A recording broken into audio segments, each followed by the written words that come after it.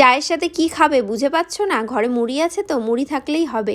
তো হ্যালো বন্ধুরা, আজকে আবার চলে এসেছি নতুন একটা ভিডিও নিয়ে, মানে রান্নার ভিডিও নিয়ে। তো দেখো আমি এখানে পেঁয়াজ ভাজছি। তো কোনো রকম কিন্তু ভিডিও করার মুড ছিল না। তো হাজব্যান্ড খাবে বলছিল চায়ের সাথে কি খাবো, তো হঠাৎ করে ভাবলাম যে এটারও একটুখানি ভিডিও করি আর তোমাদের সাথে শেয়ার করি। তো দেখো তেল দিয়ে দিয়েছি কড়াইয়ে, তারপর হচ্ছে পেঁয়াজ ভাজছি। এখানে একটা মিডিয়াম সাইজের পেঁয়াজ কুচি করে নিয়েছি আর দুটো কাঁচা লঙ্কা মানে ফাটিয়ে দিয়ে দিয়েছি। তো ছোটোবেলাতে কিন্তু এই খাবারগুলো অনেক খেয়েছি, তো এখন তো আর এই সমস্ত খাবারগুলো কেউ খায় না। তো আমার তো ভীষণ ভালো লাগে খেতে, তো মাঝে মধ্যেই আমি এরকম করে খাই। তো দেখো বন্ধুরা, পেঁয়াজটা আমার ভাজা হয়ে গেছে, এর থেকে বেশি আর ভাজবো না। তো এখন আমি দিয়ে দেবো এর মধ্যে মুড়ি। তো এমনভাবে মুড়ি ভাজা কে কে খেয়েছো অবশ্যই কিন্তু জানিও। তো আমার কিন্তু ভীষণ ভালো লাগে, আর আমার হাজব্যান্ডও ভীষণ পছন্দ করে। তো বলছিল যে মুড়ি ভাজা খাবে, তার জন্যই কিন্তু আমি তাড়াতাড়ি করে মুড়িটা ভাজছিলাম। তো ভিডিও করার কিন্তু প্ল্যান ছিল না কোনো রকম, তো তোমাদের তো বললামই। আর এই মুড়ি ভাজার মধ্যে আরও দুটো জিনিস দিলে পরে কিন্তু আরও বেশি ভালো লাগে। তো ফোড়নে যদি তোমরা শুকনো লঙ্কা আর যদি কালো জিরে দাও, তাহলে কিন্তু মুড়ি ভাজাটা খেতে আরও বেশি ভালো লাগবে।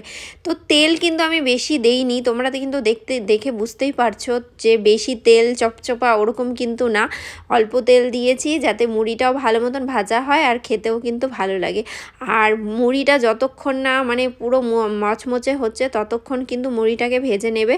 তো আমাদের কিন্তু মুড়িটা প্রায় মচমচে হয়েই গেছে, তো এখন কিন্তু আমি নামিয়ে নেব।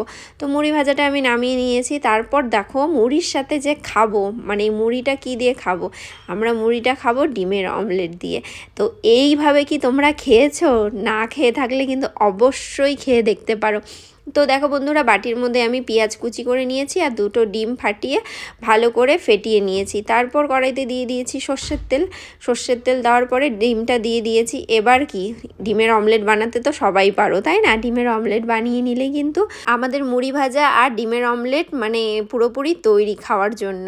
তো এইভাবে যদি না খেয়ে থাকো বন্ধুরা, একবার অবশ্যই কিন্তু খেয়ে দেখতে পারো, ভীষণ ভালো লাগে। তো ছোটোবেলা থেকে কিন্তু এইভাবে মুড়ি দিয়ে অমলেট কিন্তু আমরা খেয়ে এসেছি, তো আমাদের কিন্তু ভীষণ ভালো লাগে। তোমাদেরও আশা করি ভালো লাগবে যদি এইভাবে ভেজে খাও। তো অন্য কিছু মানে খাওয়ার আর মন যাবে না, যে মুড়ি ভাজা ডিমের অমলেট সাথে থাকলে ব্যাস আর কোনো কিছুর দরকার নেই। তো দেখো আমার মুড়ি ভাজা ডিমের অমলেট পুরোপুরি তৈরি। তো এখন হাজব্যান্ড আর আমি খাবো। দেখো বড় একটা গামলার মধ্যে বেড়ে নিয়েছি, তো মানে এটার মধ্যেই দুজনে মিলে খাবো। আর সাথে ছিল গরম গরম লাল চা। তো একদম জমে গেছিলো সন্ধ্যেটা বন্ধুরা। তো তোমরাও কিন্তু বাড়িতে এভাবে খেও। আর কেমন লাগলো আমার বিকেলের টিফিনটা, তো অবশ্যই কিন্তু জানাতে ভুলো না। যদি তোমাদের ভালো লেগে থাকে লাইক কমেন্ট করে পাশে থেকো। Thank you for watching.